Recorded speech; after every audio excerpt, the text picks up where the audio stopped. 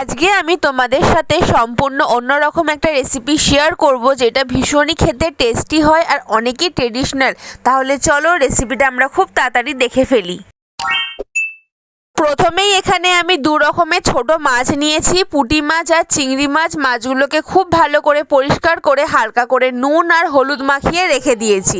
এবারে আমি এর মধ্যে দিয়ে দেবো একদম ছোট ছোট করে পাতলা পাতলা করে কেটে রাখা আলু, পেঁয়াজ কুচি।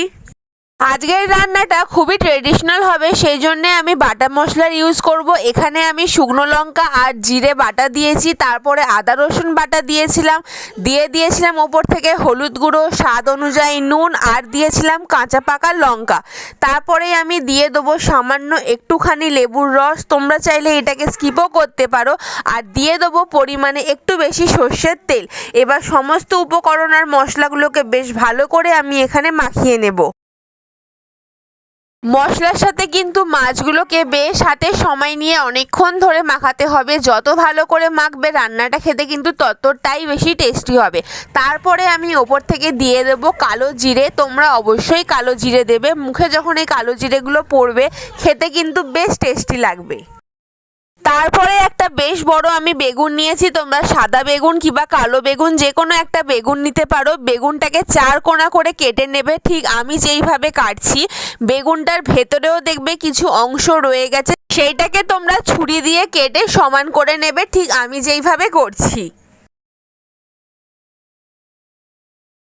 বেগুনটাকে কেটে আমি একদম সমান করে নিয়েছি, তোমরা দেখতেই পাচ্ছ। এবার যেই মশলা মাখানো মাছটা ছিল, এবার বেগুনের ভেতরে আমি সেই মশলা মাখানো মাছগুলোকে দিয়ে দেব। এবার আমি হালকা আঁচের মধ্যে ওই মাছের পুর ভরা বেগুনটাকে বসিয়ে দিয়েছি। ভীষণই লো ফ্লেমে কিন্তু বেগুনটাকে তোমরা পোড়াবে, তাহলেই কিন্তু আস্তে আস্তে মাছ আর আলুগুলো খুব ভালো করে সিদ্ধ হয়ে যাবে। আর বেগুনের যে ওপরের অংশটা ছিল সেটাকে আমি সমান করে কেটে নিয়ে ঢাকনা হিসেবে ব্যবহার করব।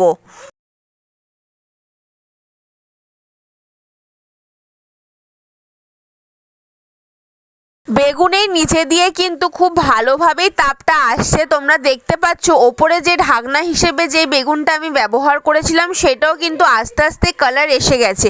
আর তোমরা দেখো চিংড়ির কালারটাও কিন্তু চেঞ্জ হয়ে আস্তে আস্তে লাল হচ্ছে, মানে আমার রেসিপিটা কিন্তু খুব সঠিক নিয়মেই কিন্তু রান্না হচ্ছে।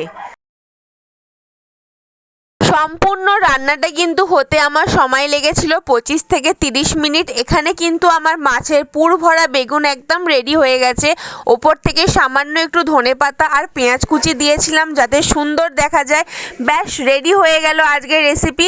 খুবই সুন্দর আর টেস্টি হয়েছিল খেতে। তোমরা অবশ্যই কিন্তু বাড়িতে একবার হলেও এই রেসিপিটা ট্রাই করো।